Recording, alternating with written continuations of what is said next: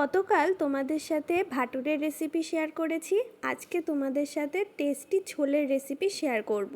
নিয়েছি 250 গ্রাম কাবুলি ছোলা। এটাকে 5-6 ঘন্টার জন্য ভিজিয়ে রেখে দিয়েছিলাম। এবার একটা প্রেসার কুকারে ছোলাটা দিয়ে তাতে পরিমাণ মতো 1 কড় জল দিয়ে তার মধ্যে একটু চা পাতা আর গরম মশলা একটা পুটলি বেঁধে সিদ্ধ করতে বসিয়ে দিলাম। আমি 6টা সিটি দিয়ে প্রেসার কুকারটা ঠান্ডা করতে দিয়েছিলাম।